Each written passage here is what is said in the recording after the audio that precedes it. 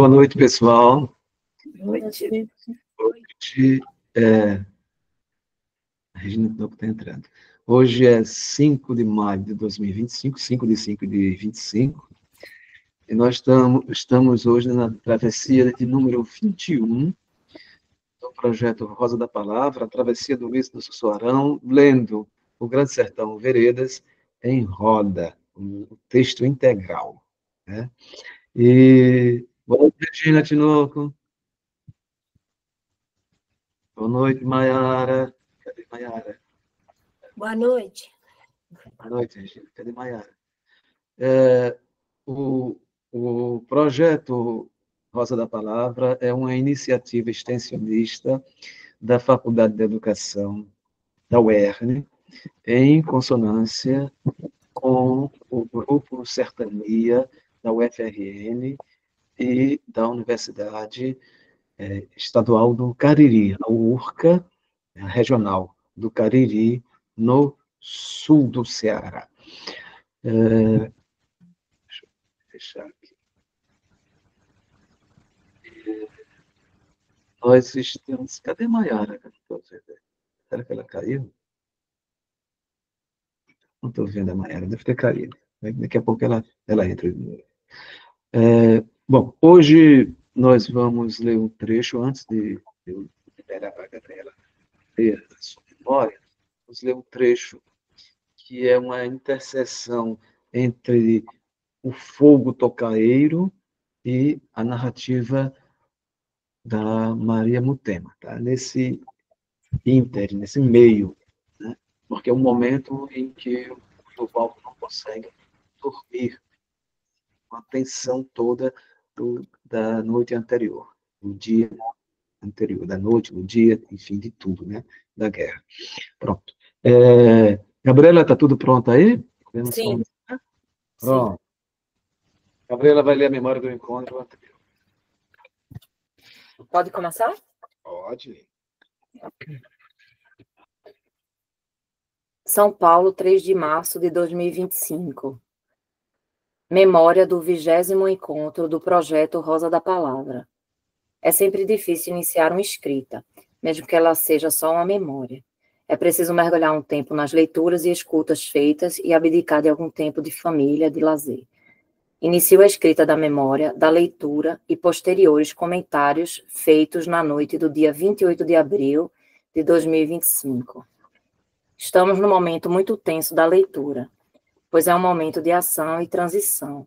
A narrativa da percepção do externo como algo muito ameaçador. É noite. Riobaldo descreve a natureza com a riqueza de detalhes, colocando o homem e o animal em equiparação, como se aproximasse algo de mais primitivo e instintivo do ser humano. A luta selvagem nos dá provas do quão forte temos que ser para se agarrar à sobrevivência. No mundo selvagem, sobrevive quem consegue se adaptar ao meio, ser mais forte, camuflar-se, não fazer barulho, aguçar os sentidos. Até então, a percepção da natureza era de beleza, mas diante da guerra a ser enfrentada, essa percepção muda. O cheiro da terra agoura mal, o que nos faz pensar como se mistura o interno do homem e o meio externo, nesse caso a natureza. Riobaldo, diante do momento de tensão, projeta no meio algo de mais íntimo. Depois vem a descrição dos colegas, o Garanço, o Monte Clarence e o Hermógenes, em situação semelhante à sua. Então despontam os primeiros raios do dia, e com ele a relatividade do tempo transcorrido. Em momentos de tensão, os segundos podem parecer horas. A resistência do corpo se põe à prova. Será se eu fosse adoecer? Um longe de dor de dente já me indispondo. Para apaziguar tanta tensão, ele começa a pensar na morte como algo imposto, vindo como a ordem de algum superior. Aquelas mortes que eram para daí a pouco já estavam na cabeça do Hermógenes. Então ele pôde cochilar. Não tinha nada a ver com aquilo. Mas será mesmo que não tinha? Fica sempre na ambiguidade. Será que estaria pecando? Algo do querer entra em jogo nesse momento. Não era ele que queria aquilo. Reflete então que quanto mais ele quer afastar o pensamento daquele momento, de tantas mortes, mais eles voltam com força e se impõem. Logo, o querer também é algo que escapa. Não conseguindo trégua pela via do querer, começa a pensar em matar o mandante, o superior, no caso Hermógenes, mas também não seria boa saída, pois haveria muitas mortes em seguida. Utiliza o recurso do devaneio, ansiando uma vida futura, adianta o tempo, consegue isso através do pensamento em Diadorim. Os dois sairiam vivos dali. No entanto, para isso é preciso enfrentar, é matar ou morrer. Chama atenção quão longo é este parágrafo. Aqui faço uma analogia. O tamanho do parágrafo é proporcional à grandiosidade do conflito, como se essa luta interna entre seu destino e seu desejo fosse algo também grandioso. A gente estava de costas para as barras do dia. Seguindo seu rumo, eles caminham para a escuridão, de costas para a luz, escondidos e acuados, se protegendo ao máximo. Começa a dar ansiedade, as necessidades vêm à tona, mas não pode se apressar. Diz que é preciso ter paciência. As coisas vão ficando mais claras com os primeiros raios de sol. Reobaldo volta a enxergar o belo na natureza, como se sentisse a proximidade pelo que tanto ansiava, pois a luz também aponta para o que estava escondido, o inimigo. Começa a festa da guerra. Agora é ou é. Com os disparos, a raiva e o ódio aparecem. O ar fica pesado. O som dos tiros, muita ação. Existe uma atenção ao movimento do outro. A percepção de que o inimigo atira constantemente e gasta as balas faz com que Reobaldo consiga rir e levar seu pensamento para o seu padrinho, Celorico Mendes. O Hermógenes o olha com assombro. Como pode alguém rir no meio da guerra? É loucura. Nesse momento, ele equipara os homens. Somos iguais, e se todos atirarem em igualdade uns nos outros, seria o fim de tudo. Aquele tiroteio demorava uma eternidade. O dia clareava. Dessa forma, era mais fácil descrever o que se podia ver do que a ideia do que estava de fato acontecendo. Reobaldo narra quem estava na defesa e quem estava no ataque, marcando uma diferença na guerra. Não era preciso enganar o outro mudando de lugar. Eram eles quem atacavam. Tinham privilégios. Tinha que estar atentos ao descuido do outro, ao seu movimento. Com o sol muito forte, o calor se intensifica e vem o prenúncio da morte do amigo, o garanço, acontecendo bem na sua frente, através de uma mancha a crescer em suas costas.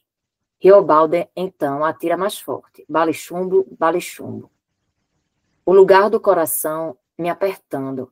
Eu era carne, muita, e calor bravo. Nesse momento, uns amigos chegam para ajudá-los, invadindo o espaço do inimigo. A proximidade é maior, sendo possível dar coronhadas e facadas. O Montesclarense se encoraja com isso e vai para cima, sendo baleado. Hermógenes diz para economizar as balas, só dá tiro certeiro. Nessa hora de tanta sede, é preciso mesmo economizar, se contentar com o que tem. A ver que tive sede, mas minha cabaça não dava gota mais. Guardei meu cuspe. Nesse momento de escassez, começa a refletir o sentido da guerra. Como é que aquilo acaba? Aparece o medo e com ele o desejo de morrer, mas o desejo de saber se torna mais forte. Como foi o balanço dessa guerra? Se não for a morte, qual seria outra saída para isso? Como avançar? Reobaldo pensa então em matar Hermógenes novamente. Se é ele quem manda, acabar com ele é acabar com isso. Logo percebeu que não poderia matá-lo. Estava num ponto que não dava para voltar mais. Teria que avançar, pois ele e Hermógenes já eram um só. Estavam ali juntos, comendo da mesma carne que tinha sido oferecida por ele. Mesmo sem fome, Reobaldo comia. Compartilhavam do comer e do beber. Hermógenes e Reobaldo, acuados, escutam de longe o ataque de Tão-Passos aos hebebelos. O chefe pressente que chegavam mais inimigos. Então arma um plano de fuga. Reobaldo segue as ordens. No meio disso, reflete a morte através do corpo do garanço. A mancha das costas muda de cor, fica mais escura, mistura de suor e sangue. Ele tenta dar um sentido simbólico ao corpo, pegá-lo com as mãos, dar um lugar digno a ele. É inútil, pois o corpo pesa, e isso o entristece. Mas diante do perigo ainda iminente, a tristeza se esvai, e a fuga acontece. Vão em direção ao Cansanção, tentando não deixar rastros, nem marcas.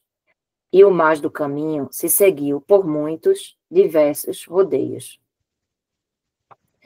Aqui se encerra a leitura e começamos as discussões. Sandro explica que o grupo está discutindo a antevéspera do caso de Maria Mutênima e adianta que no próximo encontro iremos ler sobre o reagrupamento dos jagunços após o primeiro ataque fracassado. Maria Celeste Pupa comenta sobre a passagem do tempo, como no texto parecia uma eternidade, e para nós que estamos lendo passa tão rápido. Essa é a relatividade do tempo. Silvia Damasceno analisa como a natureza, nesse momento, aterroriza Riobaldo. Pássaros, aves, antes não eram assim. Falava-se bem dos animais, mas neste momento a natureza está como inimiga, por causa do medo dele. Sandro comenta que é interessante essa observação. Até o tatu-peba já chega causando um susto. Silvia ainda diz como tudo pode ter um valor negativo. Até os vagalumes, nesse contexto, é o pior aviso possível. Sandro fala de como até o quero-quero pode ser irritante. Diz ainda que nessa noite estava sem luar, no breu, pois a luz atrapalha. E Riobaldo é muito lunar, e Reinaldo é muito solar. E o Hermógenes, nesse momento sem lua, é que serve de guia para Riobaldo. Por isso, ele não poderia matá-lo, mesmo pensando em fazê-lo. Nesse ponto em que ele tem essa oportunidade de matar e não mata, o Sandro faz uma comparação com Hamlet, que jura a vingança do espectro do pai, mas fica adiando o tempo todo. Silvia Helena fala que é um trecho feio, que se torna belo, pela poesia como é descrita. Mesmo sendo sobre a morte, é um belo que parece feio, é o feio que se revela como belo. Comenta ainda sobre a jaculatória de São Bento, que ela desde pequena tem que falar. São Bento nos livra dos bichos peçonhentos. A proteção de São Bento fica forte na lembrança para ela, dessa proteção para que nenhum mal chegue. Ainda falando do trecho, comenta da beleza de como é descrita a morte do Garanço. O que mais chama atenção é o suor vermelho. Faz uma leitura do trecho final, comentando que desmanchamos nossa pegada, mas ainda temos muito que passar pela frente, é só um começo ruim. Cristina comenta da descrição que ele faz tão minuciosa e detalhada da guerra e da morte. É possível até fazermos uma imagem visual, o rastejar no mato, os animais ameaçadores, desimaginar o Grande Sertão em quadrinhos, que deve ser interessante a representação desse momento visual. Sandro fala do trecho. A água do sereno me molhava, Damascena das folhas, e explica que Damacega é o capim seco alto que dificulta o trânsito, que arranha. É mesmo um momento muito arisco da natureza. Maiara pensa na questão da relatividade do tempo, uma noite que não acaba, e, por outro lado, a ação rápida da batalha. A ambivalência de matar o Hermógenes também se dá por causa do pensar que é uma guerra que não é dele, e compara com o que nos acontece hoje, que entramos em guerras e somos mergulhados em um sem sentido. E também diz sobre a natureza como personagem, como é lindo e encanta.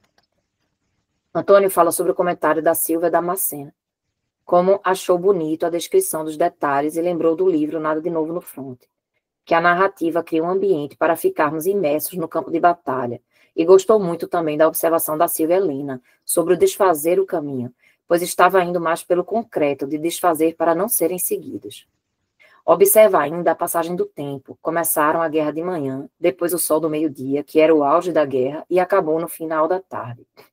É o calor da guerra ao longo do dia, e as 5 horas transcorridas em retirada, já varando a noite. Outro comentário é o pensar sobre os atos da guerra. O demônio está na cabeça de Riobaldo, que joga a culpa no Hermógenes.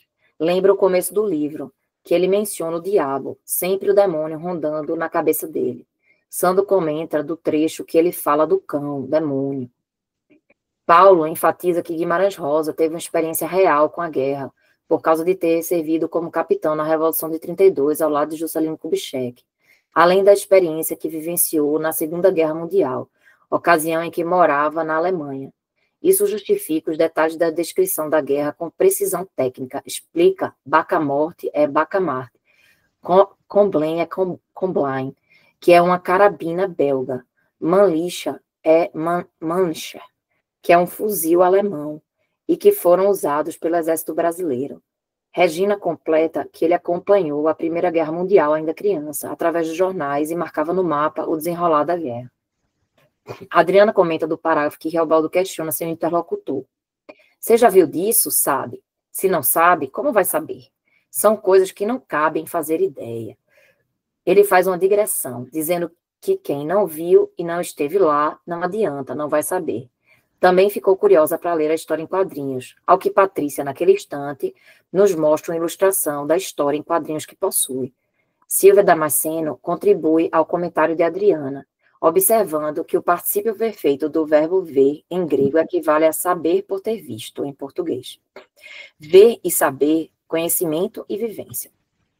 Adriana continua seu comentário destacando o estado alterado de Reobaldo como efeito da seiva consumida, ampliando seus medos às criaturas noturnas, pássaros e bichos.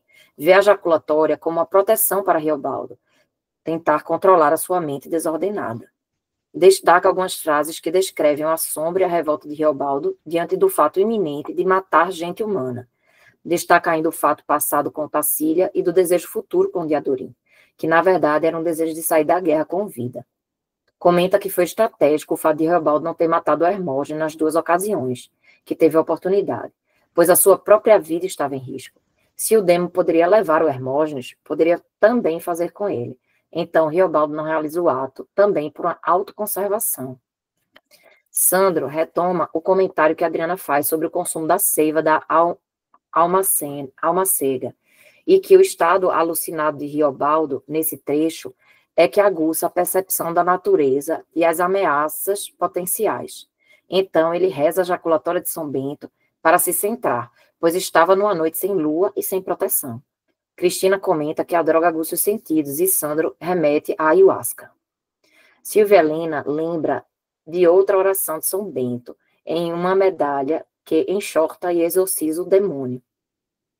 Maria Celeste Pupa destaca o questionamento da guerra, que Reobaldo queria sair logo dali e que a raiva que ele sentia do Hermógenes era por achá-lo responsável por aquela guerra. Comenta que na sua última leitura relembra do vazio e a falta de sentido da guerra. Lembra que estamos vivenciando duas guerras e quantos outros estão no mesmo dilema de Reobaldo. Sandro fala do Garanço, que Reobaldo sentia no começo uma antipatia por ele, mas com o tempo foi se afeiçoando. E lembra do momento da morte do Garanço. Sugere dividi-la em 5 atos, espalhados ao longo da narrativa da guerra. No primeiro ato, a posição de ataque do Garanço, protegido por um cupizeiro. No segundo ato, Reobaldo nota nas costas do Garanço a mancha de suor escura crescendo. No terceiro ato, Garanço ainda está vivo. Os dois seguem atirando consoante. No quarto ato, Reobaldo olha as costas do Garanço e percebe que a mancha estava mudando de cor. Suor vermelho, era o anúncio da morte. Descreve-se o cenário fatídico. Garanço parado, empinado para a frente do cupinzeiro. Quinto e último ato, o corpo sem vida deixado ali, sem direito a ser velado. Garanço vem de garança, que quer dizer tinta avermelhada. No caso, a mancha de sangue. Então conclui que na antroponímia roseana, o nome de cada personagem está relacionado à sua função dentro da narrativa. E finalmente reconhece a contribuição de Regina e Gilson como fundamentais para essa compreensão. Precisamos, assim, ficar sempre atentos à antroponímia rosiana. Silvia traz informações sobre alguns termos. Regina lembra de São Marcos, em Sagarana, a partir da construção da natureza. Sandro comenta das aliterações existentes e Gabriela percebe barulhos que pareciam imitar tiros. Pronto, acho que vou encerrar aqui. Foi isso.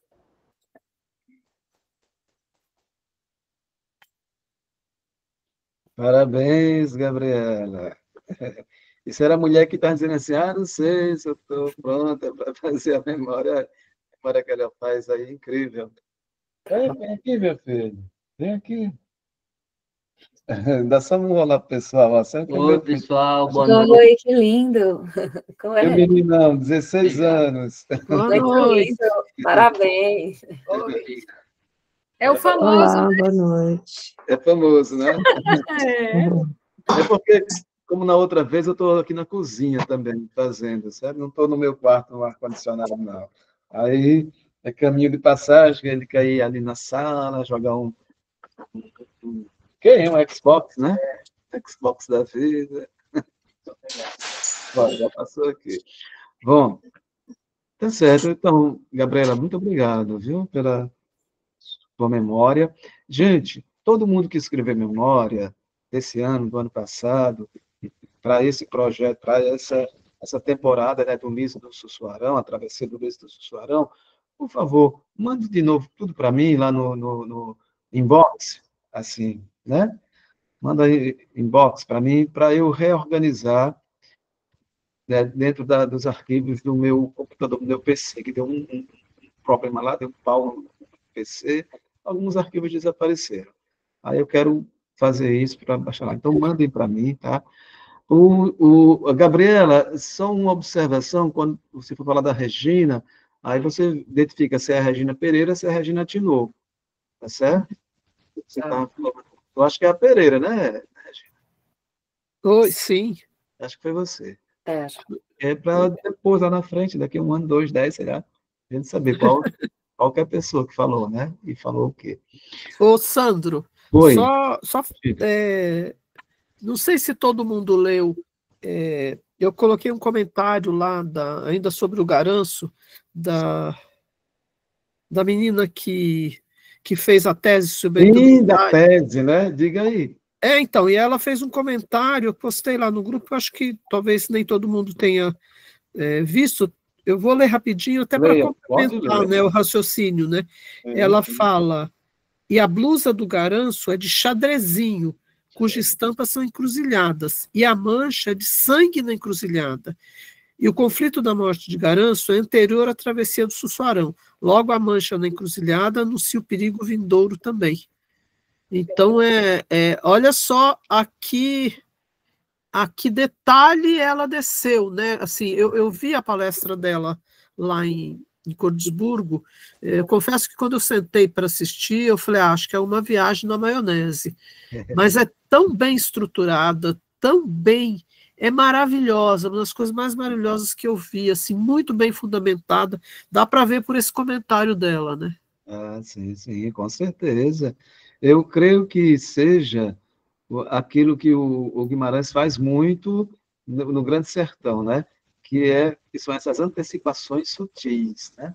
Ele antecipa, ele diz algo que vai acontecer lá na frente, mas de uma maneira muito sutil, né? Revela algo, mas de maneira ainda discreta, né? Quando ele fala em determinado momento ali que ele vê de Adorim segurando a cabaça na mão, né? E aí usa o termo ela, né? E a gente fica ela a cabaça, mas não é ela a cabaça, pode ser ela a cabaça, mas pode ser ela a de Adorim, né? Então, quer dizer, revelando a condição de Adorim, né? De, sendo uma mulher, vivenciar uma performance masculina. Então, tem muitos momentos da narrativa. Eu creio que essa seja uma das mais sutis, viu, Regina? Das mais sutis. É incrível isso. O xadrezinho como encruzilhada, né? E o sangue ali. Ele pensar nesse detalhe Era um louco, viu? é um doido, né? Ele descer Total. a essa minúcia, tá que pariu. Bom, mas é ele, né? É ele. Bom, gente, podemos, então, iniciar a leitura. Está todo mundo aí prontinho, nas suas versões, nas suas edições todas. Pronto, vamos começar. Vou começar lendo, eu vou ler só esse pequeno parágrafo. Aí quem quiser pode já ir pegando, tá certo? Uma vez que nós vamos ler pouco, né? Ler pouco, aí, enfim. Então eu vou ler esse parágrafo pequeno. De tudo não falo. Não tenciono relatar ao Senhor minha vida em dobrados passos. Servia para quê? Quero armar o ponto de um fato, para depois lhe pedir um conselho. Por daí, então, parece-me de que o Senhor escute bem essas passagens da vida de Riobaldo, o jagunço, da remiúdo desse dia, dessa noite, que dela nunca posso achar o esquecimento. O jagunço Riobaldo. Fui eu? Fui, não fui. Não fui, porque não sou. Não quero ser. Deus esteja.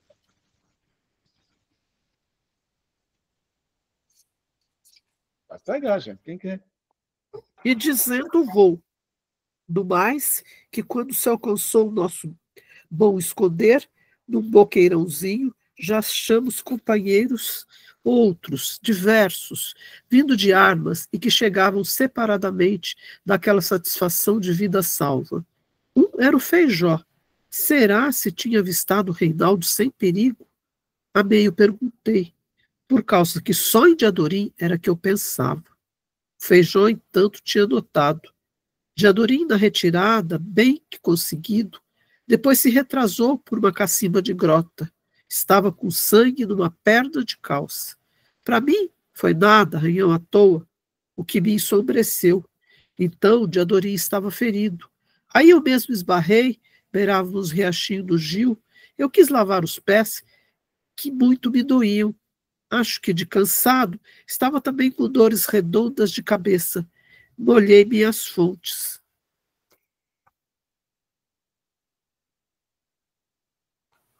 Cansaço faz tristeza, em que dela carece. Diadorim estivesse ali, somente mente, espaço disso me alegrava.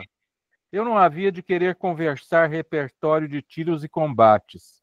Eu queria calado a consequência dele.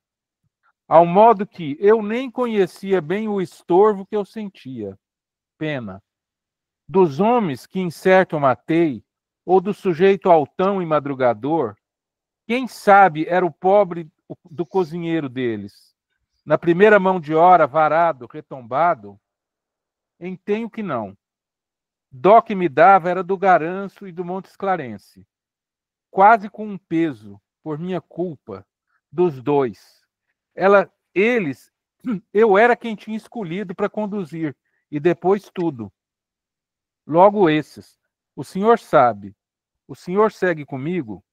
Remorso? Por mim digo e nego.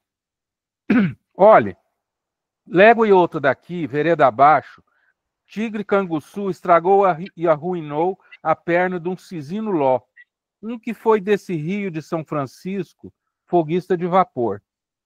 Depois cá herdou uns alqueires. Comprou-se para ele, então, uma boa perna de pau.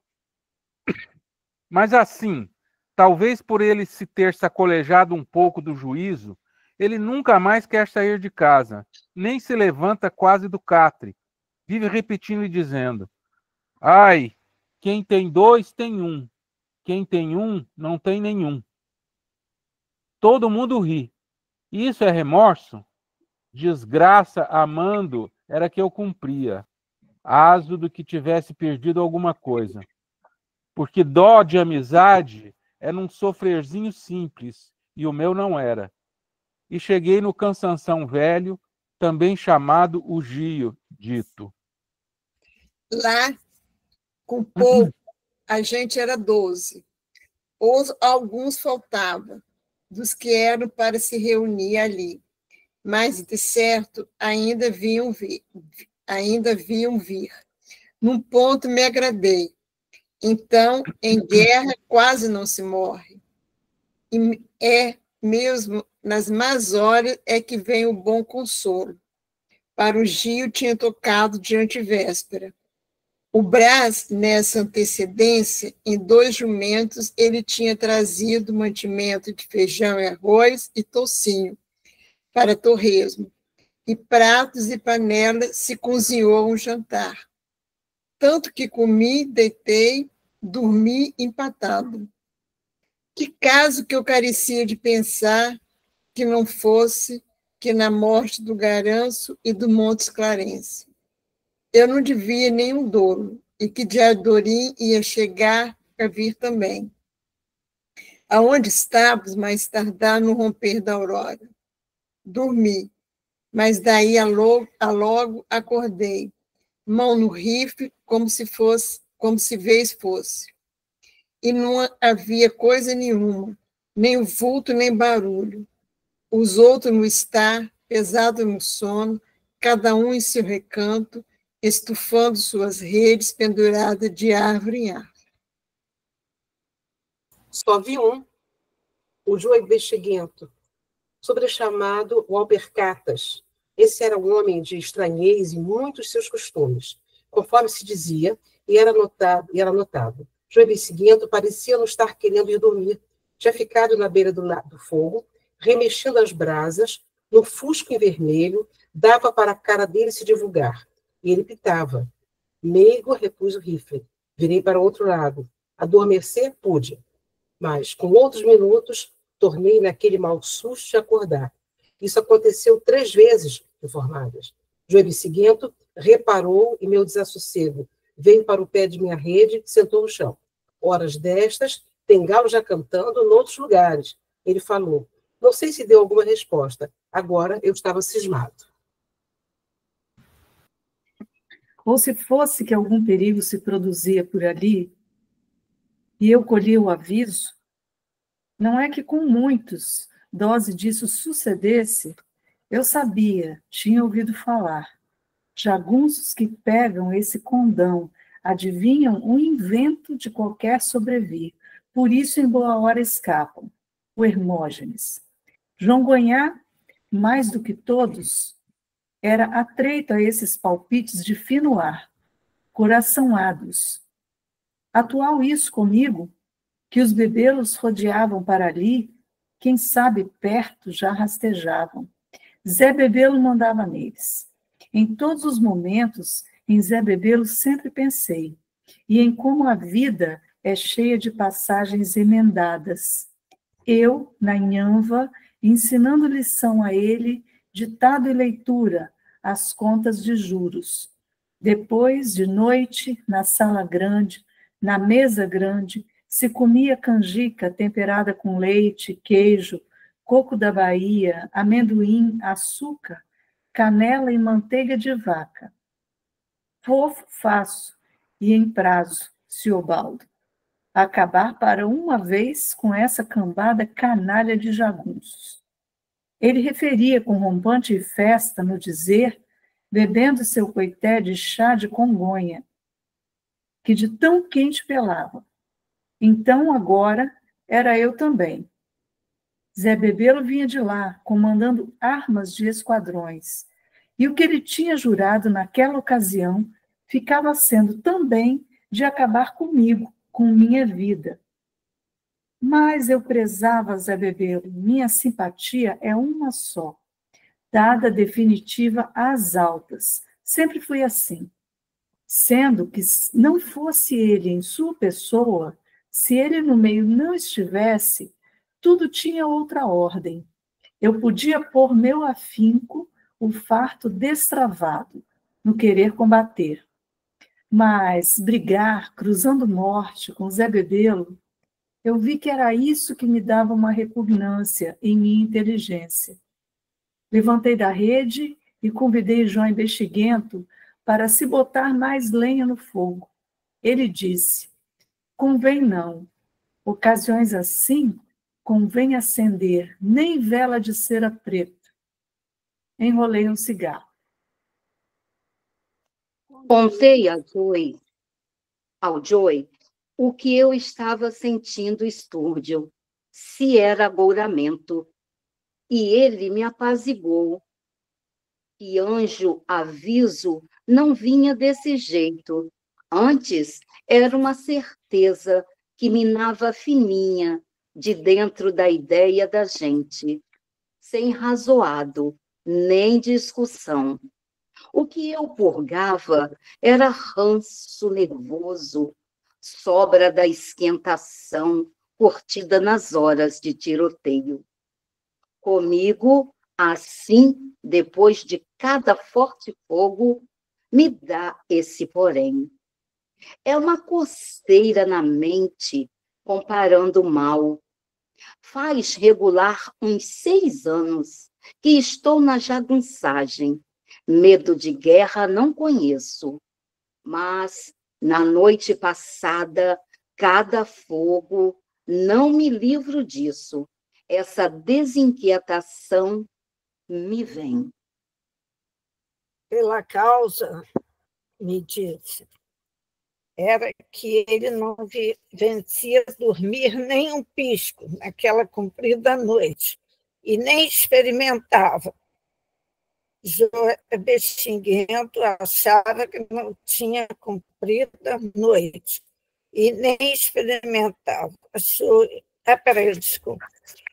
Tinha mais substância para ser jagunço dos meses disso. Andava padecendo da saúde, encipelava e asmava. Cedo aprendi a viver sozinho. Para o Riachão, vou, derrubo lá um bom mato. Era o projeto, então, que ele formava de vez em quando. Trabalhar, de amassar as mãos. Que isso é que sertanejo pode mesmo na barra da velhice. Você era amigo do Garanço, João? Em manso perguntei. Assim o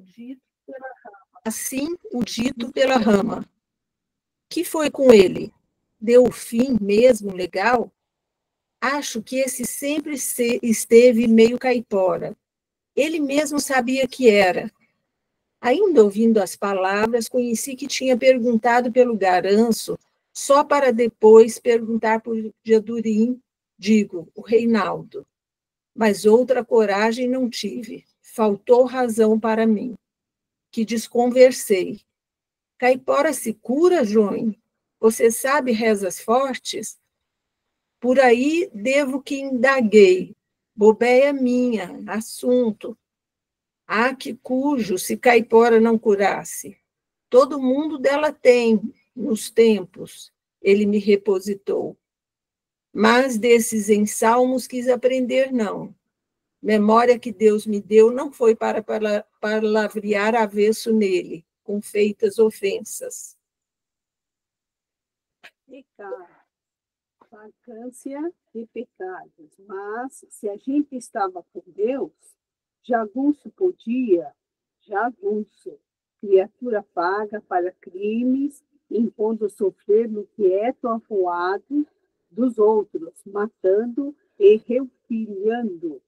Que podia, esmo disso, quegue, purpura toleima, que, sensata resposta, podia me assentar o Joy, proelho peludo do riachão do Jequitinhonha, que podia a gente, nós, assim jagunços, se estava em permissão de fé para esperar de Deus perdão de proteção? Perguntei quente. Uai, nós vive. Foi o respondido que ele me deu, mas eu não quis aquilo, não aceitei. Questionei com ele, duvidando, rejeitando. Por quê? Eu estava sem sono, sem sede, sem fome, sem querer nenhum, sem paciência de estimar um bom companheiro. Nem o ouro do corpo eu não quisesse. Aquela hora não merecia. Brancura rosada de uma moça. Depois, no antes da lua de mel, discuti alto. Que estava com a sua rede ali próximo. De certo acordou com meu vozeiro e xingou o chio. Baixei, mas fui ponteando o posto. E isso foi o que sempre me invocou, o senhor sabe. Eu careço do que o bom seja bom e o ruim, ruim, que de um lado esteja o preto e do outro o branco, que o feio fique bem apartado do bonito e a alegria longe da tristeza. Quero os todos pastos demarcados. Como é que posso com esse mundo? Como é que posso com este mundo? A vida é ingrata no macio de si, mas traz a esperança mesmo do meio do fel do desespero. Ao que este mundo é muito misturado. Mas... Terminou aqui. Parou. Tá Certo? bom. Porque o próximo parágrafo já está alinhado com o próximo encontro, já é deixa para a leitura do causo de Maria Mutema e do Padre Ponte. Aí já é para a próxima semana. Hoje, o nosso encontro, a leitura do nosso encontro foi bem curtinha. No próximo também será curto, tá certo? Mas, vejam bem, tem muita coisa a ser discutida nessas pequenas páginas, tá? Muitos elementos, principalmente na próxima semana. A próxima semana é muita coisa mesmo, coisa demais, né? Mas aqui nós já temos também um catatal de coisas que a gente pode olhar por vários ângulos do que transcorreu nesse íntere aí, né? Que é um intermédio aí entre a batalha que fracassou, né? A tentativa de dissolver, de matar a milícia de Zé Bebelo, e que gerou essa fuga, né? E antes do caos de Maria Mutema. Ou seja, melhor dizendo, antes da volta à batalha, né? Porque tem o caos de Maria Mutema, mas também é uma espécie de parênteses bem grande com a retomada da batalha, né? A batalha parte 2. Então, nesse momento, a gente vai encontrar o nosso herói trágico numa situação que de um lado, ele está preocupado com o desaparecimento de Adorim, né? O outro está meio culpado com as mortes do Garanço e do Montes Clarence, né? Mas, ao mesmo tempo, ele está com uma insônia, um desassossego, né? Ele usa aí dessossego, né? Mas é um desassossego, esse desassossego que ataca o Riobaldo e não deixa ele dormir. Ele tentou dormir por 3 vezes e acordava de sopetão, assustado, né? Já pegando em armas, se já fosse necessário fazer alguma defesa ou atacar alguém. Então, bom, vamos conversar sobre isso tudo? Está em aberto. Eita, Bom, Regina. então, eu podia começar? Diana, diga. Só atentando para um detalhe aqui, ele usa essa palavra aviso nesse trecho de novo, né? E por acaso foi até o trechinho que eu li, lá na página 161 aqui. Sim. Ele fala assim: ou se fosse que algum perigo se produzia por ali, eu colhia o aviso. Algumas leituras atrás ele falava desse aviso também, né? E eu acho que ele fala aviso como um pressentimento, né? Quer dizer, é algum aviso, é alguma coisa que eu estou sentindo aqui, o que vai acontecer? Eu lembro que ele usou essa palavra, aviso, quando, logo assim que ele se juntou ao bando, que ele tinha uma coisa assim, que ele tinha que mostrar que ele era perigoso também. Ele sabia que estava no meio de gente muito perigosa. Ele realmente não foi com a cara do Hermógenes, né, desde aquela ocasião, e ele falava nesse aviso, e aqui ele chega a falar, ele acha que ele não está conseguindo dormir, e ele chega a perguntar para o João Bexiguento, né, e ele usa essa expressão, anjo, aviso. Anjo, aviso não vem desse jeito, né? O João fala para ele, não vinha desse jeito, né? Assim, não é isso, Riobaldo, é apenas é um agoramento diante de tudo aquilo de ruim que você passou naquela batalha. Não era isso. Sim, que é esse ranço nervoso, né? Essa nervosia que ele é atacado, né? Que a gente poderia chamar hoje, talvez, de trauma, né? Um trauma pós um evento de grande violência, né? Geralmente a gente fala isso de quem sofreu a violência, mas quem pratica a violência também, talvez, também tenha essas coisas também, essas perturbações, esses desassossegos. Maiara levantou a mão, Patrícia. Vamos lá, Maiara. Eu fiquei pensando que isso é uma definição da intuição, né? esse aviso. Né? Eu estava aqui pensando durante a leitura que parece que Guimarães ele vai fazendo um tratado filosófico ali, dando muitas definições, né, da nossa vida também. E isso me veio muito assim, né, uma certeza que mina fininha de dentro da ideia da gente, sem razoado nem discussão. Fiquei pensando naquelas sensações que a gente tem, né, de ficar pensando, porque ele fica querendo entender o que ele está sentindo ali, por que ele não dorme, e até que o João conta para ele, né, dessa agitação, né, dessa nervosia. Eu interpreto muito mais como essa agitação decorrente da adrenalina ali daquela batalha, né? E se junta também a preocupação com o Diadorim.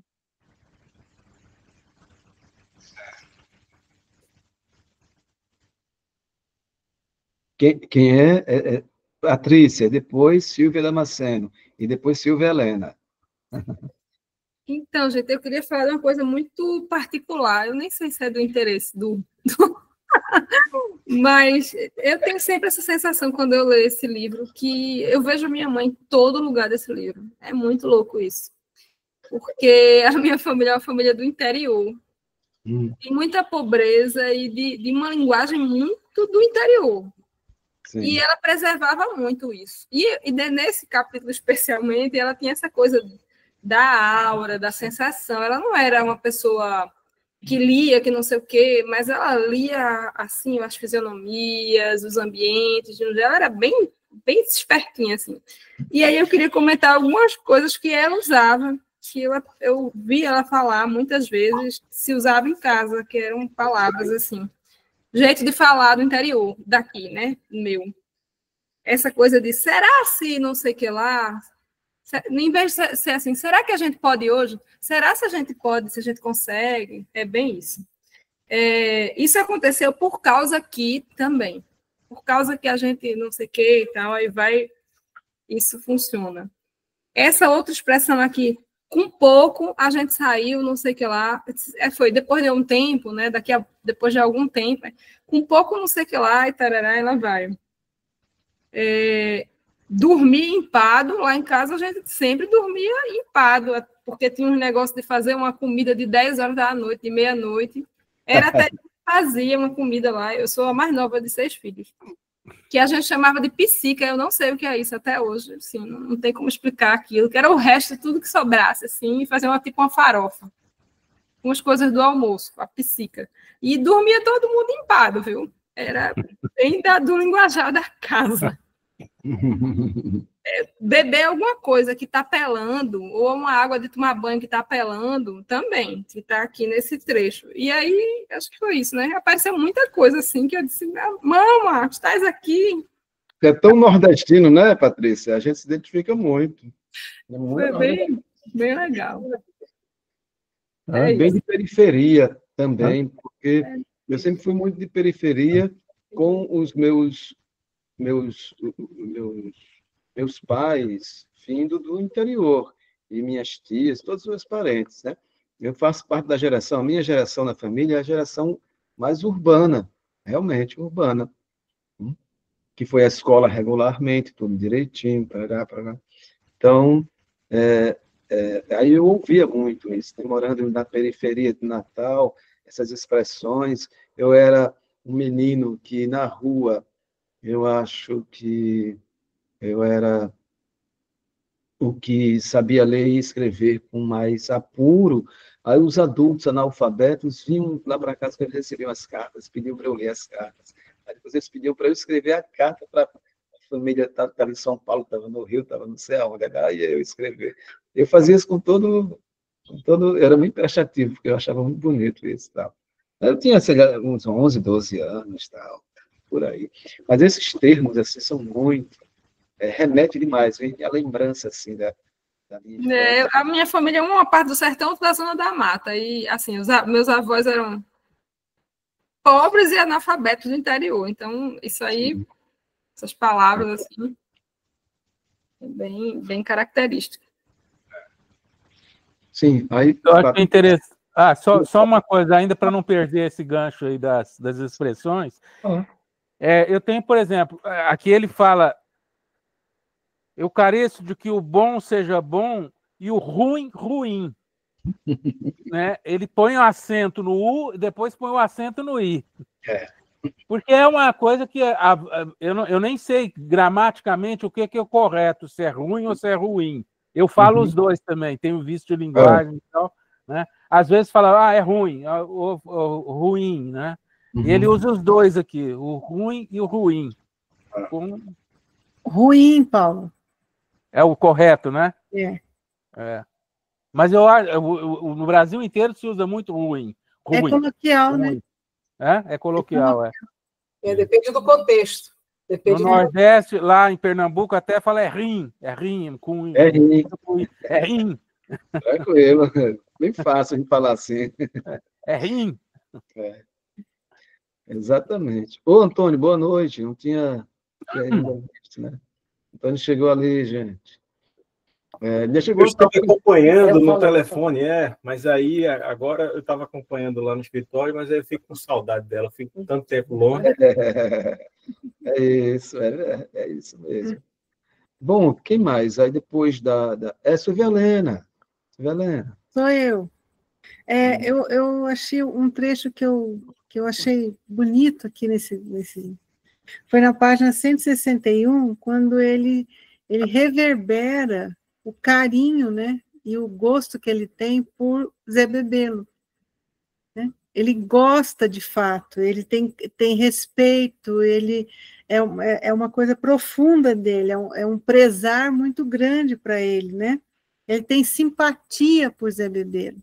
Então, eu acho que isso é definitivo, né? Na situação dele é definitivo. O que ele não tem de forma nenhuma para com o outro lado da história, né, com Hermógenes. E assim ele diz, o que eu estou fazendo aqui que agora eu vou ter que brigar com Zé Bebelo? Mas que coisa, que situação é essa? Né? Que levante é esse? Né? Então, eu acho que isso, na verdade, ele está com a morte dos dois lá, que ele propôs que fosse para a luta e os dois morreram. Isso está, assim, deixando, né, ele fica pensando nisso constantemente, mas mais do que isso, na verdade, ele assim, como é que ele está agora guerreando, vai contra uma pessoa por quem ele tem simpatia? Então, acho que esse conflito nele é muito forte aqui, né? É bem característico, deixa bem claro isso aqui, né? E uma outra coisa assim que me chamou a atenção também foi no finalzinho, né? No último parágrafo, quando ele diz: eu careço de que o bom seja bom e ruim, como Paulo acabou de dizer, né? O ruim, ruim. De um lado esteja o preto e do outro o branco, que o feio fique bem apartado do bonito e que a alegria longe da tristeza. Quero os todos pastos demarcados. Como é que posso, com este mundo, a vida ingrata no macio de si, mas traz a esperança, mesmo do meio do fel do desespero, ao que este mundo é muito misturado. Quer dizer, alguém falou em premonição, aí eu acho que é um pouco isso também. Ele sabe que isso vai passar. Né? Ele tem certeza que essa angústia dele vai passar, ele só não sabe quando. Mas que vai passar, né? E é um pouco isso que a gente, não sei, trazendo para o hoje nosso, né? A gente passa por muitas situações, mas ela vai passar. Bem ou mal, ela vai passar. E acho que ele deixa isso muito claro, né, aqui para a gente. Mas era uma observação só. Silvia, eu penso assim, que essa fala que você trouxe desse segundo momento, né? E, que ele quer os pastos bem demarcados, ele está dizendo, eu quero os pastos bem demarcados. Mas não é assim que ele age, não. Ele age na ambiguidade. É na ambiguidade o tempo todo. Ele é ambíguo o tempo todo. Isso do Deus e o diabo, né? Isso do do alegre, do triste. Vocês viram lá o tiriri que a Regina mandou, e a peitica, né? O tiriri é a tristeza, o tiriri é a tristeza, e a peitica é a alegria, né? Como o gaio e o piongo, né? O gaio e o piongo. Então, assim, ele diz, eu quero tudo demarcado, que o preto fique aqui e o branco acolá, tudo separadinho para eu ter um entendimento. Mas na vida é tudo misturado mesmo. A vida mas não tem jeito. Ele mesmo, é assim, né? ele mesmo vive essa ambiguidade constante. E com relação a outro ponto que você falou, do Zé Bebelo, é o seguinte, ele está preocupado, né? Vai ter que ter o combate, Zé Bebelo quase que matou, quer dizer, ele ficou preocupado, será que ele morreu ali e tal? E, bom, enfim, né? Mas veja só, o Zé Bebelo é mais do que uma pessoa que ele admira, é uma pessoa que ele mantém uma relação de pai, Ramiro, né? E que ele não tem ainda com o seu Delorico Mendes, né? Que é o padrinho, que é o pai dele, ele não tem ainda essa relação. Então, Joca Ramiro de um lado e Zé Bebelo, são os pais dele. Mas, mesmo assim, isso não impede, ele vai ter que cometer o parricídio, ele vai ter que matar o Zé Bebelo lá na frente, para ele se tornar chefe do bando. Matar simbolicamente, evidentemente, ele não dá um tiro no Zé Bebelo. Ele confronta, ele diz, quem que é o chefe aqui? Agora, quem que é o chefe? Aí o Zé Bebelo não tem muito erro que dizer, não, tudo bem, a chefia é sua. Ele mata. Ali é o parricídio que ele faz. Quer dizer, é porque ele gosta, admira, é mais do que só gostar, admirar, ele tem uma relação de filial, né? Filho, pai. E mesmo assim ele vai ter que cometer o parricídio. Né? Tudo bem, Silvia Helena? Tudo. Bom, eu pulei Silvia Damasceno. Olha, Silvia Damasceno, você não abaixa a mãozinha, não. Não tem problema, não, estou aqui. Aí tem a Silvia Damasceno e depois tem a Sandra Chain. Desculpa, ele chamou, eu falei. Nada, não tem problema. Né? Eu penso mais aqui. Posso falar agora? Pode.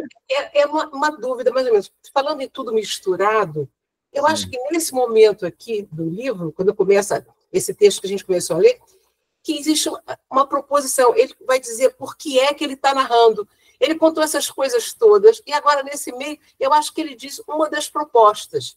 De tudo eu não falo. Não tenciono relatar ao senhor a minha vida dobrada. Servia para quê? Mas, eu quero armar um ponto de um fato para depois pedir um conselho. Então, de tudo que ele contou, agora ele vai dizer por que é que ele está contando. Um dos objetivos, que é uma ambiguidade. Né? Ambiguidade. Ele entrou no jagunço. Ele é ou não é jagunço?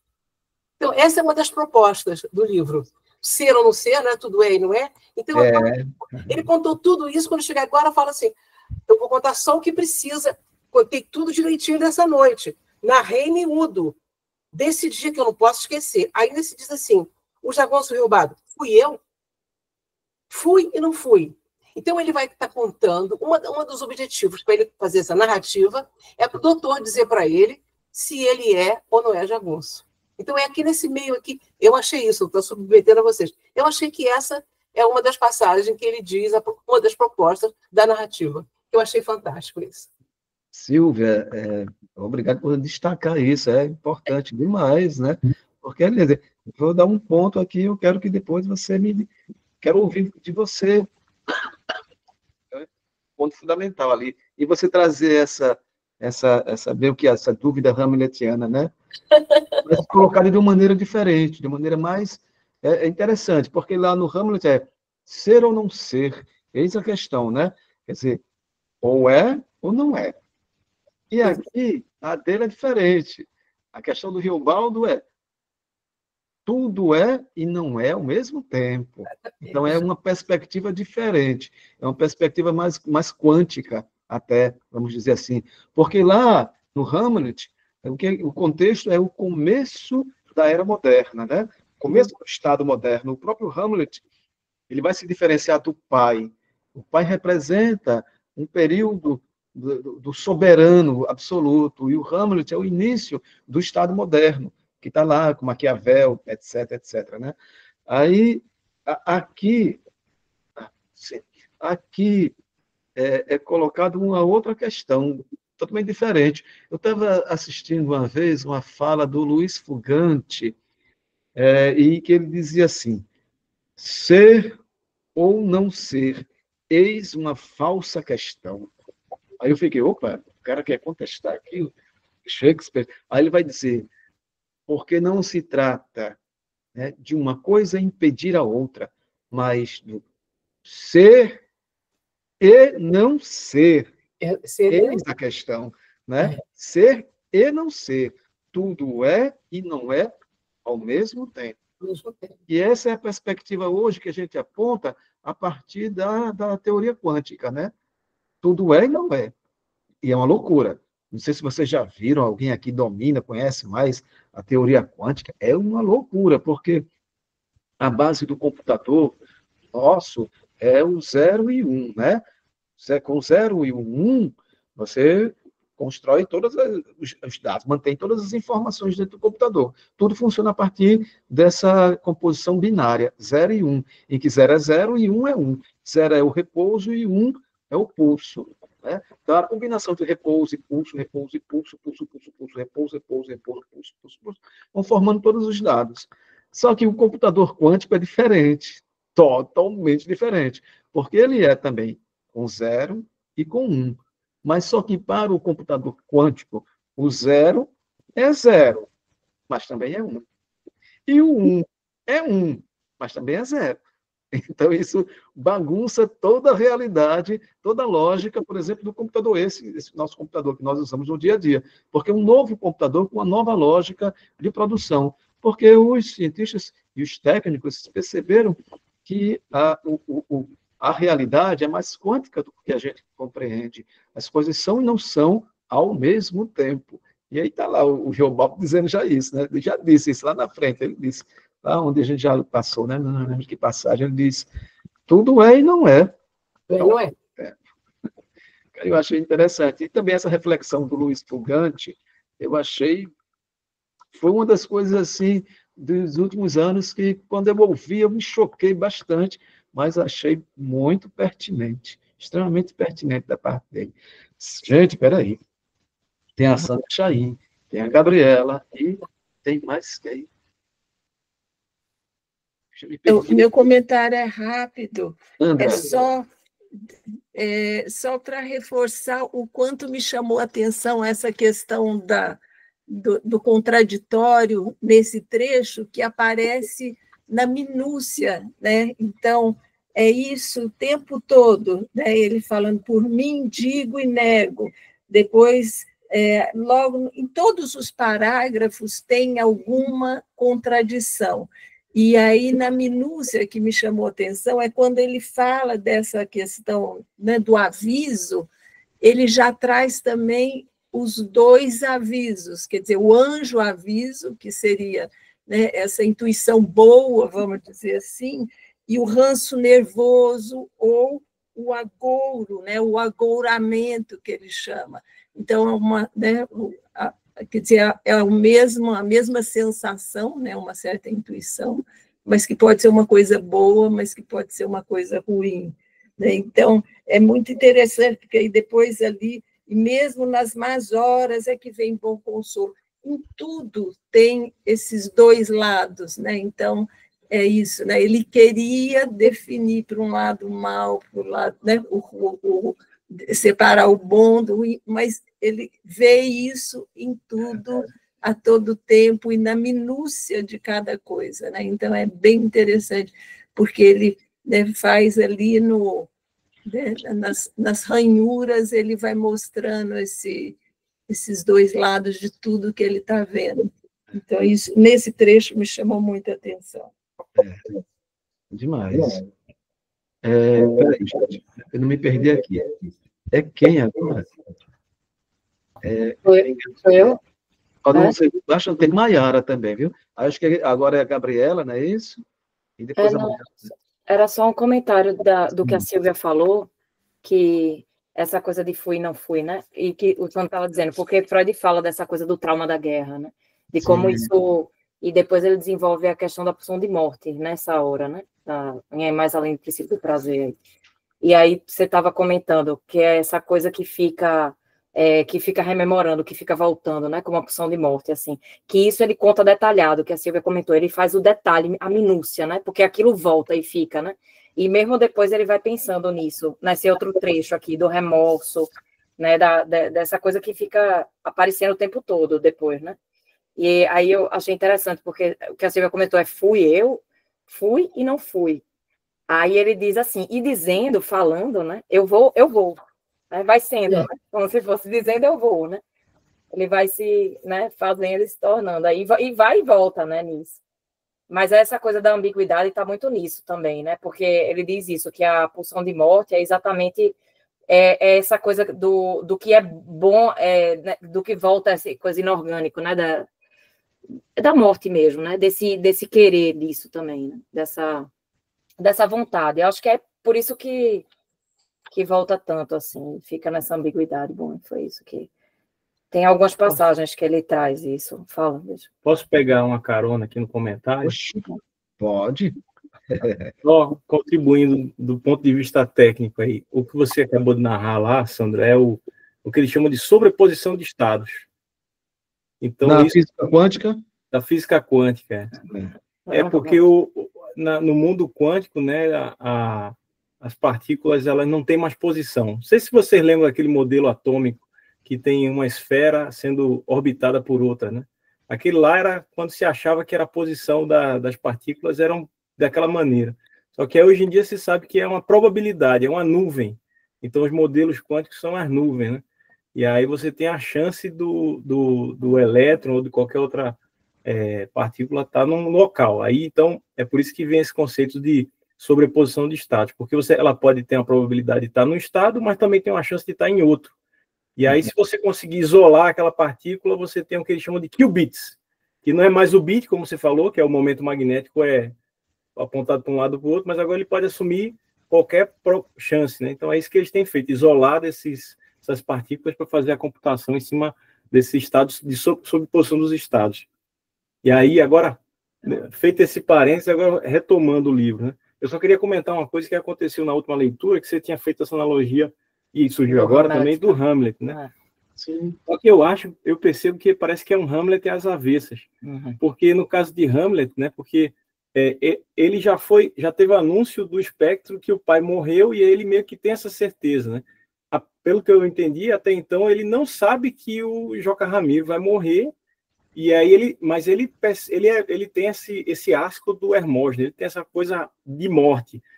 E por outro, e ele vê que o Hermógenes está desfazendo a vida dele. Ele quer um presságio, quer uma intuição dele, né? Esse homem não presta. Por alguma razão ele nunca gostou.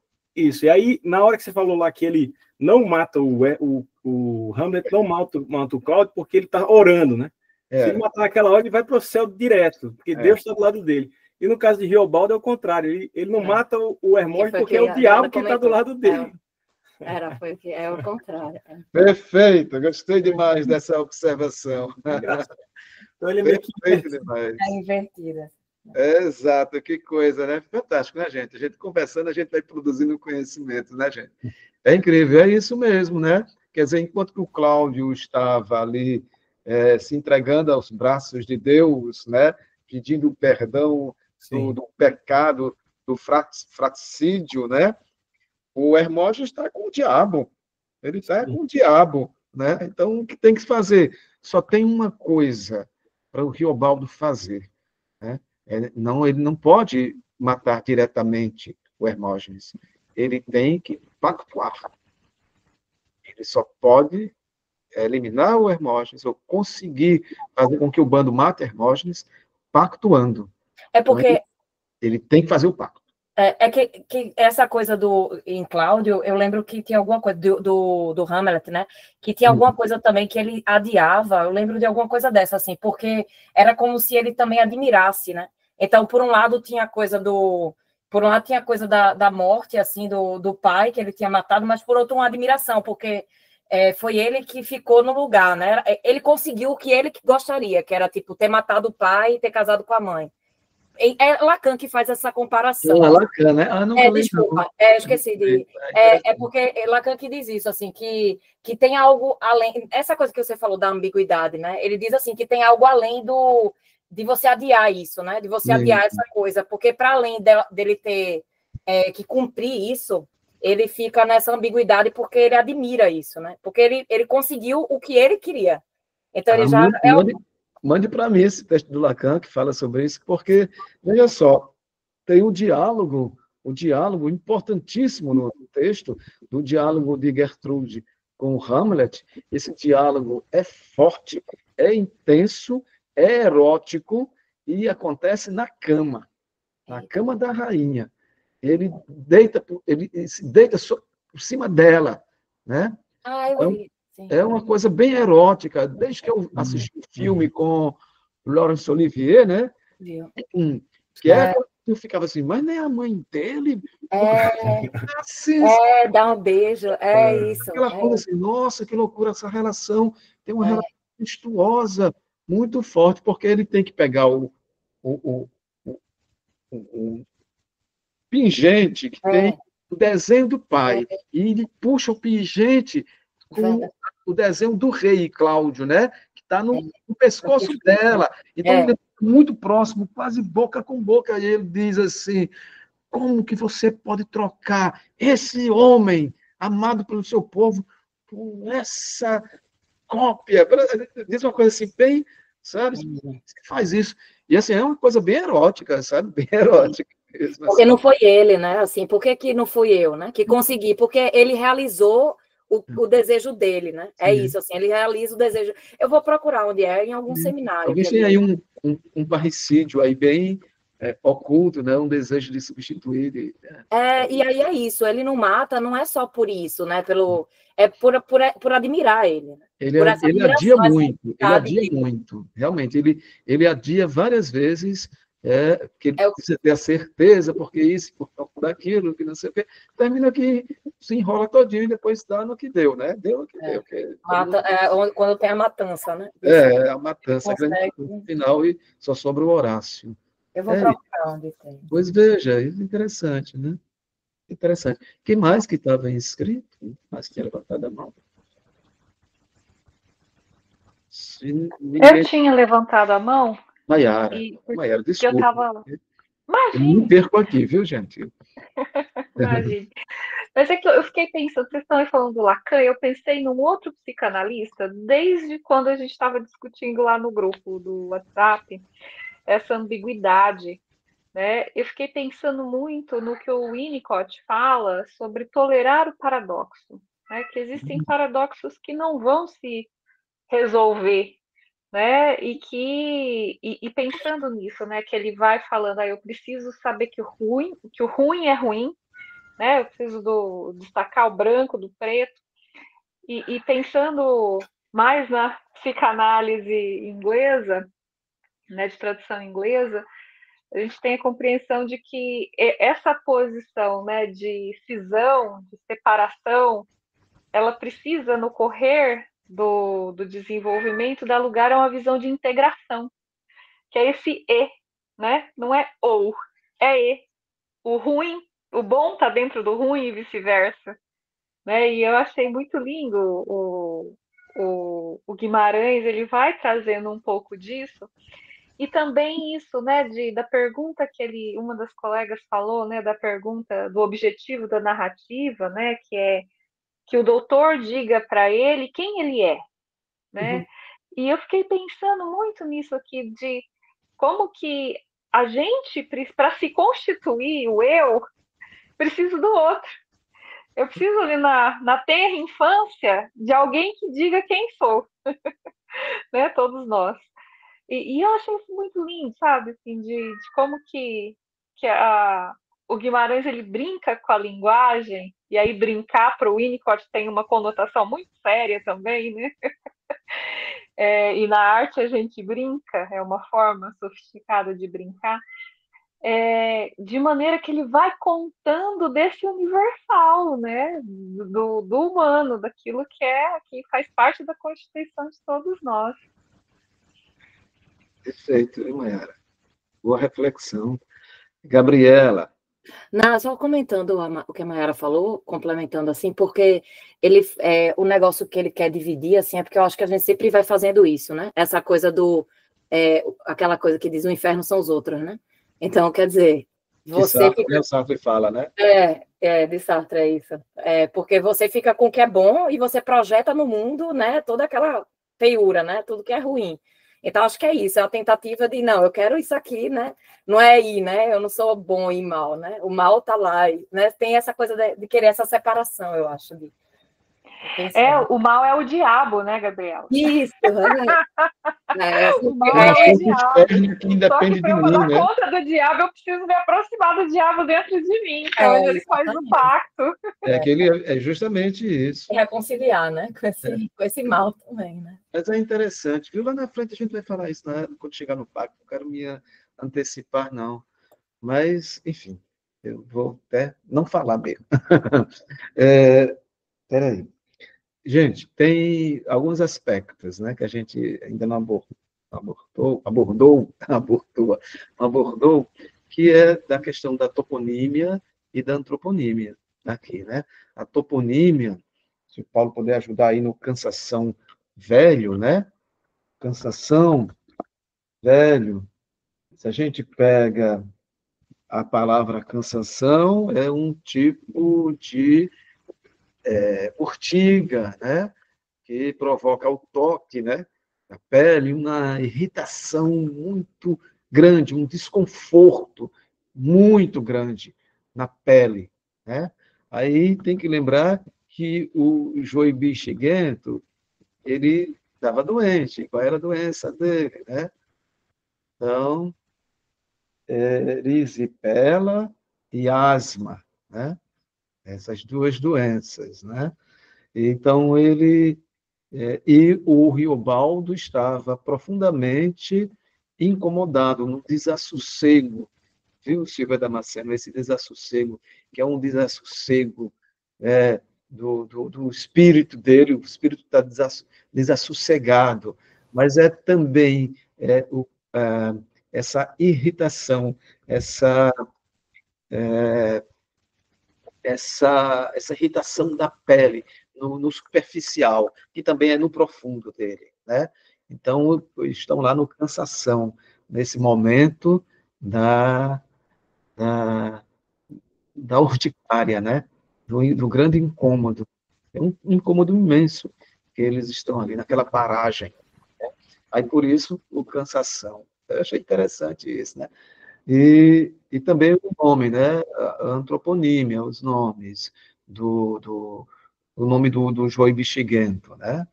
O Joey Bichiguento, que Joey seria esse... Pegando aqui no Tesar, né? Que ele vai falar do Joey, o Joey é o hipocorístico de João, né? Hipocorístico de João. E no caso aqui, o João é uma referência a João Batista, certo? Referência a João Batista. João Batista é aquele que vai anunciar Jesus, né? É o que vai batizá-lo, né? Vai batizar Jesus ali, tal. Então, tem a ver com isso. E, ao mesmo tempo, pexiguento é porque ele está com uma doença, né? Com essa doença, que é visível também, né? Da bexiga, né? Ele foi atacado, né? Ele fica com as marcas no seu corpo, né? E tal. E deixa eu ver o que eu escrevi aqui mais. Não, a princípio foi isso. Deixa eu só ver, eu fiz uma anotação aqui. Pronto. E o Joey Bichiguento, ele também tem um outro apelido, que é Alpercatas, né?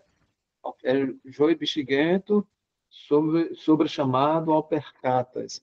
Aí fui ver lá, Alpercatas tem uma origem árabe, uma palavra de origem árabe, que quer dizer a sandália. Uma sandália só, né? E tal. Mas que tem assim, tem alguma vinculação, não sei como fazer qualquer tipo de vinculação desse outro nome dele, né? com alguma função dentro da narrativa. Talvez aí a gente não encontre nada. O Tesar não encontrou nada. Eu fiquei cascavilhando a etimologia, mas também só encontrei isso, né? Tem um município em Minas Gerais chamado Alpercata, mas é Alpercata e é muito recente, é muito depois da narrativa, né? Muito posterior à narrativa. Então, acho que não tem, talvez, não tenha, talvez, nenhuma vinculação. Paulo que pode dizer alguma coisa. Diga. Alpercatas, eu penso que seja assim, ela pode ser tanto de uma sola flexível, quanto de uma sola de borracha. E é um pouco essa ideia que ele passa. Ele, ao mesmo tempo em que ele percebe o posicionamento a ansiedade do Riobaldo, né? Ele também diz assim, se preocupa, isso é porque você passou o que passou, né? Isso não tem nada a ver com uma premonição, nada disso. Você passou diante do que você acabou de viver, né? Então, por isso que você está ansioso desse jeito. Então, eu penso assim, eu fiquei pensando muito nessa Alpercatas. Por que o apelido de Alpercatas, né? É que eu achei aqui que o sentido que me deu foi isso, é que esse sapato, essa sandália, né, que pode-se dizer assim, esse calçado, ele é, ao mesmo tempo, flexível, de corda ou de borracha. Ele estica, ele prende, ele estica, ele prende, né? Então, eu associei um pouco nesse... Eu pensei assim, Silvia, no couro, sabe? Porque era essa alpercata de couro, que é a alpercata bem do sertanejo, né? Alpercata de couro. Então, essa alpercata de couro, esse couro que remete ao universo do boi, o universo da vaca, ao universo, enfim, do vaqueiro, né? Ou esse homem do sertão e tal. Então, eu fiquei pensando assim, ele está nos pés, então está ali na terra, né? Foi o máximo que eu viajei assim, para tentar fazer alguma vinculação, né? Mas tive muita dificuldade. O Paulo levantou a mãozinha ali. Então, na verdade, esse município que você citou de Alpercata, a origem dele é um antigo povoado que chamava Alpercatas também. Então, eu acho que se refere ao local de onde ele era, que é perto de Governador Valadares, que não é muito longe do Jequitinhonha, que era... Não é não? Eu fiquei pensando, será que é distante? Porque ele fala que ele quer voltar lá para o Jequitinhonha, né? Jequitinhonha, Vale do Jequitinhonha, para ele pegar, derrubar umas árvores e fazer lá o cantinho dele. Então, tem a ver. Porque Alpercatas era o nome original do povoado. Então, eu acredito que se refere ao lugar da origem dele, que não é longe aí do Jequitinhonha, por ali. Salvou, Paulo, salvou. Demais. Porque, veja só, eu disse isso aqui em outros momentos, né? Algumas vezes a antroponímia, né? O batismo de um personagem, aí você vê, quando você olha para o nome do personagem, o nome composto, que é a fonte de onde eu tirei. Olha isso. Dicionário Histórico de Minas. É histórico geográfico, Histórico geográfico. Aqui tem todos os municípios mineiros e a origem, de onde foi, lá e tal. Sim, isso é importante. Então, veja só, muitas vezes a antroponímia, a combinação, o nome do personagem, às vezes é por uma característica física do sujeito, né? Antonomásia, que é o caso do próprio Joey Bexiguento. Bexiguento é uma característica física que é absorvida no nome dele. Ou Alpercatas, que é também, ele fala assim, o professor Gueiros, né? Diz, às vezes o nome, ele e a Júlia Conceição, mais a Júlia Conceição do que o Gueiros, ela fala assim, muitas vezes o nome, lá no Grande Sertão, né, o nome do personagem, muitas vezes é uma antroponímia toponômica, porque tem um topônimo, tem o lugar Então, o lugar que é o sujeito, muitas vezes, vai para o nome dele. Ele veio de onde? É como Alaripe, né? Que veio da sede Alaripe, então é Alaripe. Ou Luiz Pajeú, que veio Luiz Pajeú, o Luiz Pajeú, exatamente. E aí, talvez, então, o Joey Alpercatas, né? Porque ele é Joey Bexiguento, ou Alpercatas. Então, a gente pode chamá-lo tanto de Joey Bexiguento, como pode chamá-lo de Joey Alpercatas. Então, eu acho que a origem dele é essa. Como eu tenho amigos, né, lá em Natal, que é Antônio Mossoró, porque ele é de Mossoró, não tem o que dizer. O nome Antônio é meio comum, então tem que ter um elemento diferencial. Então, ele veio de Mossoró. Então é o Antônio Mossoró. Aí fica assim, né? Termina absorvendo na antroponímia o lugar de origem. Regina, e depois Maria Pupa. Regina Pereira. É só para que você falou em João Batista, e aqui nesse trecho, né, ele fala, lá com pouco a gente era 12, né? Como esse número não é à toa, né? E são, há quem diga que são os apóstolos, né? É só isso, essa observação. Perfeito, perfeito. Detalhes tão pequenos, né? Esse João Guimarães Rosa. Gente, olha, deixa eu só dizer, a Kátia postou lá aquela foto, né, com a edição da Nova Fronteira, perguntando alguém tem essa edição para me dizer qual é a capa? Eu fui atrás do meu, né? Aí eu peguei tudo quebrado, tudo rachado, sabe, as folhas soltando, tanto ter lido. É de 1991.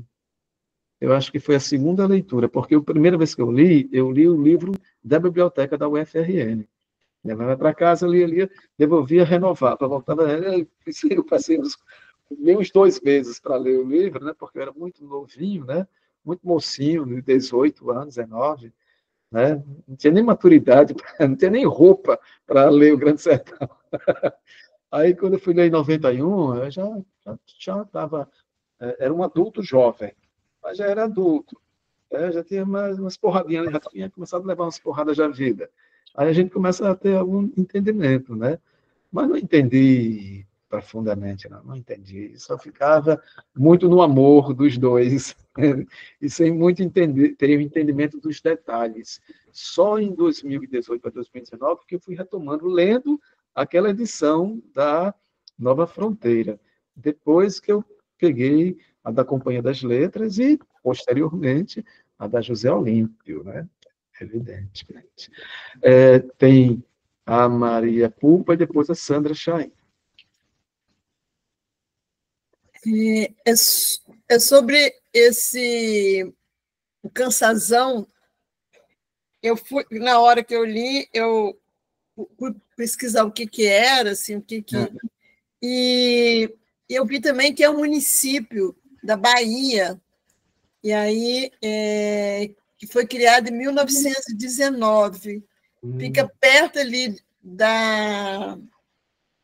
acho que Paulo Afonso. E aí eu fiquei assim, não sei se o Paulo que entende melhor, como que aqui no texto eu fiquei por que ele incluiu isso? E assim, Cansação Velho mesmo. Quando você põe lá, aparece exatamente esse município. Cansação, né? Na Bahia. Vou anotar. Não, assim, geograficamente é muito longe. Eu não conheço Cansação Velho, mas se é perto de Paulo Afonso, Paulo Afonso já é lá no Baixo São Francisco, né? Já em Pernambuco. E esse lugar que eles estão agora é no norte de Minas, assim, perto lá da região da Jaíba, por ali, né? Então é muito longe, quer dizer, são sei lá, talvez uns 700 quilômetros, alguma coisa assim.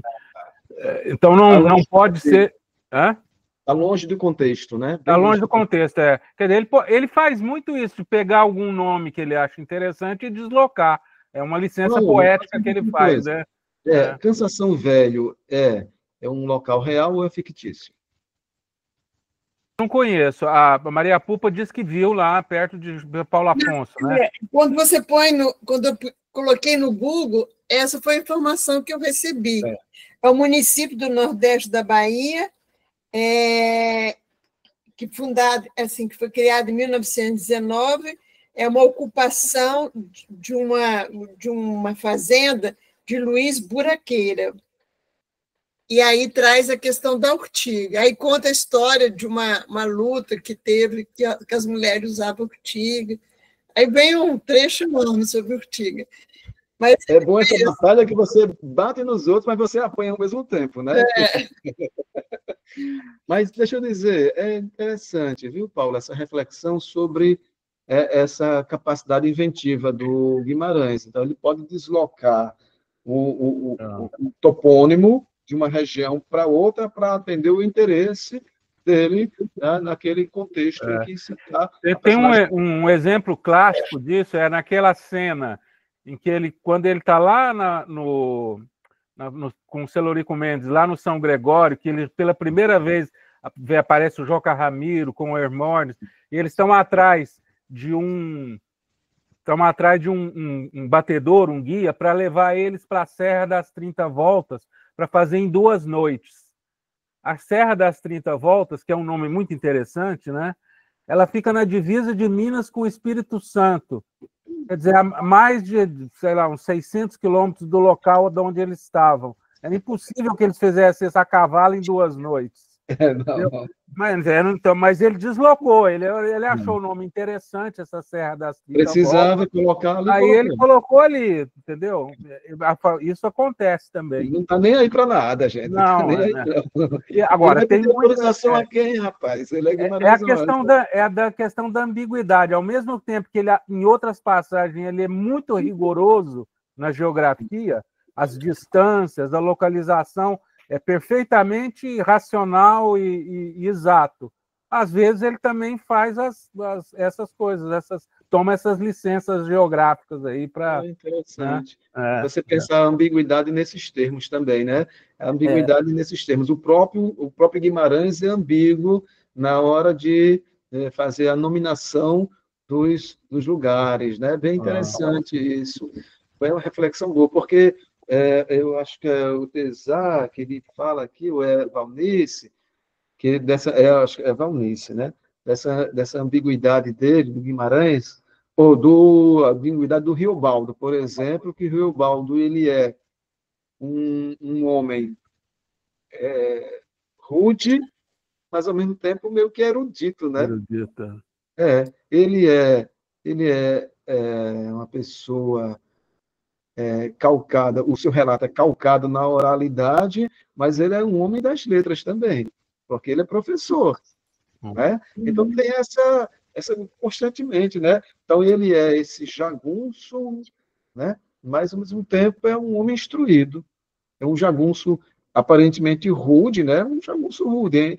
Ele é rude entre homens rudes, mas ele é também um homem ultrassensível, de uma grande sensibilidade, né? Ao mesmo tempo, ele sabe ser grosseiro, porque lembra aquela cena que Deorinha estava conversando com minha terapeuta hoje sobre isso? O momento em que Deorinha vai cortar os cabelos, aparar a barba do Riobaldo, né? E aí dá um lencinho, dá uma camisa bonita para o Riobaldo, aí sugere a ele, pega aqui esse sabão em barra, que tem um cheirinho bom, né?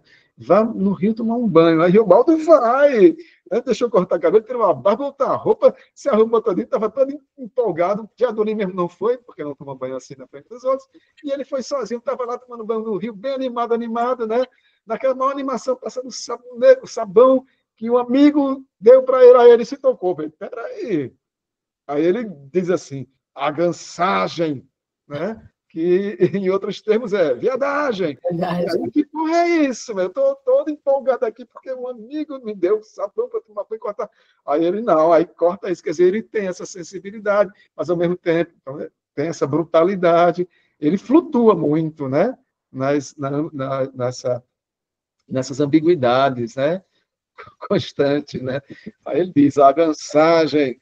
E naquele dia ele não quis nem saber de estar perto do Reinaldo. Não quero nem olhar nem para ele e tal. Mas amando profundamente, né? Ela estava todo perdido, não tem nem o que fazer. Sandra. Queria só chamar a atenção e ouvir de vocês, se vocês, enfim, pensaram um pouco sobre isso. Esse parágrafo que ele fala, né, do garanço como meio caipora, né, que é uma expressão que tanto tem na mitologia, né, quer dizer, a caipora, né, que é uma personagem, né, mítica, mas é também aquela pessoa que traz azar, né, só por estar ali na proximidade. Aí ele fala se tem cura, se... Queria ouvir se vocês já, enfim, conhecem alguma coisa sobre essa expressão de caipora para dizer de alguma pessoa, né? Porque ele está perguntando aí do Garanço, né? Acho que esse sempre se esteve meio caipora, ele mesmo sabia que era. Então, aqui no léxico, Sim. ele dá, ela dá, né, a Nilce Santana, no verbete caipora, azar, má sorte, caiporismo, azarado, sem sorte. É justamente, caipora se cura, João? Você sabe fazer rezas fortes? Então, nesse trecho, ela dá esse sentido aí. Coitado, né? O Garanço é muito caipora. Eu me lembro que numa passagem lá para frente, quando ele começa a desconfiar do Zé Bebelo, que o Zé Bebelo poderia traí-lo, ele decide tirar o poder do Zé Bebelo e assumir a própria chefia, quando ele fala que o Zé Bebelo já estava caipora. Então ele falou, ele não achou que ele estava doente, não era isso, ele era caipora. Aí ele decide destituir o Zé Bebelo do comando e assume. Decide matar o pai. Porque o Zé Bebelo já tinha errado. O Zé Bebelo, ele estava assim, ele tinha perdido a presença e a capacidade de mando. Só era necessário alguém que chegasse e dissesse: você não está mais aqui comandando nada. Então, e essa única pessoa era o Riobaldo, naquele momento. Não era outra pessoa. É engraçado, só um complemento aqui. Ela diz que Machado de Assis emprega caiporismo várias vezes. E aí ela cita: logo hoje é que Dona Benedita estava doente. Realmente era caiporismo. Estranho, né? Como doença, né? Pegou uma onda de má sorte aí. Má sorte, eu acho.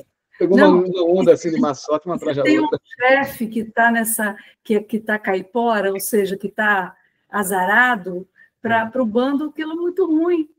Brasil, né? Nesses últimos 10 anos. O Brasil, nos 10 anos, está caipora.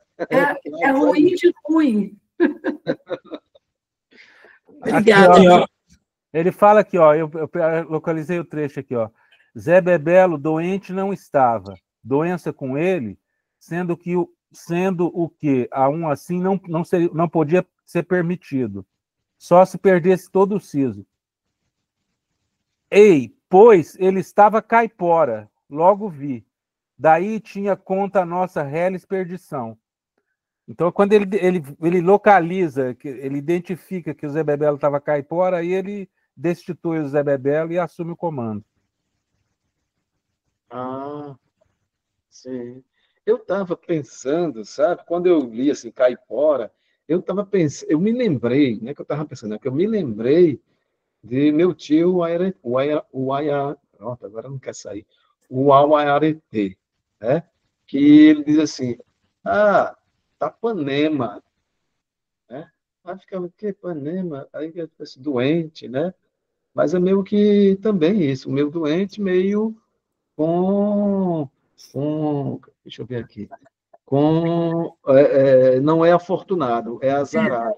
O Ipanema, ela dá também esse verbete aqui, ela diz assim, infeliz ou azarado. Pronto, infeliz. E é do Tupi-Ipanema. E o Ipanema é o quê? Que quer dizer, é água, é? Engraçado, aqui em Vitória até tem uma padaria agora chamada Nema, que é lá do Rio, né? Ipanema. Nema. Mas o que é o Ipanema? Acho que tem alguma coisa assim de água parada, ruim, uma coisa assim? Esse nome? Deixa eu dar um Google aqui. Ipanema. Água ruim. É do Tupi, eu já tinha ouvido falar. Lago, em Tupi, Ipanema, isso aqui a inteligência artificial, né? Significa água imprestável, lago fedorento, água turva, água imprestável para o consumo humano. E todo mundo quer estar em Ipanema. Sandro. Oi. Quem falou? Eu ia... na verdade, uma informação, porque vocês, de vez em quando, citam livros, né, como você está fazendo, como Paulo, que eu não conheço e nem consigo pegar. Teria como eu ter uma ideia de alguns livros, se alguém quiser ficar com o meu zap? Por exemplo, teu nome eu só vejo Zandonade. Eu sou Adriana. Tá, Adriana. Você falou um livro interessante. Eu vou. Porque é o léxico. Tá? Mas você conhece esse? Outra coisa, às vezes me interessa. Não, você conhece, Ceci? Ou você quer, se você quiser, eu posso colocar a foto da capa dele no grupo. Não, eu conheço, eu não estou encontrando. Em livraria eu não encontro. Obrigada. E também é importante, esse aqui da Valnice Nogueira Galvão, né? As formas do falso. Você falou outro dia. Pode chegar, eu estou seguida. A tese doutoral dela. E como é que é o título mesmo? As formas do falso. As formas do falso. Da Valnice Nogueira. Que é a tese doutoral, linda tese doutoral dela, impactante, né? Orientada por Antônio Cândido. Só isso. Olha, deixa eu só... Estava lendo aqui os agradecimentos dela, aí, o último parágrafo, ela coloca assim: agradecimento especial devo a Antônio Cândido, de quem fui aluna e depois assistente, e que é, para mim, para sempre, mestre e chefe. É muito incrível isso. E o chefe pode até ser chefe de anúncio mesmo. É incrível. Gente, não sei, eu acho que já chegou 1 hora, não chegou, não? Gente. Estamos lá. Vamos fazer uma fotozinha, né? Foto. Eu quero desejar a Regina Pereira que ela se recupere, que ela está aí bem espirrando bastante. Está bem, mas se recupere logo. Obrigada. Silvia Helena. Oi. Helena, não esqueça de mandar lá aquela tese. Não, vou mandar, pode deixar. Tá bom, obrigado. Nosso próximo encontro é a Cris, viu? A narração da Cris. Eu já... Vamos fazer a foto. No tema. A foto, sorriam. 1, 2, 3 e... Já foi. Então, expectativa já que é uma semana a gente com a Cris, tá bom? Quando o cartaz ficar pronto, a gente já coloca ali. Beijos a todos. Boa noite. Boa noite. Boa noite. Boa semana para todos.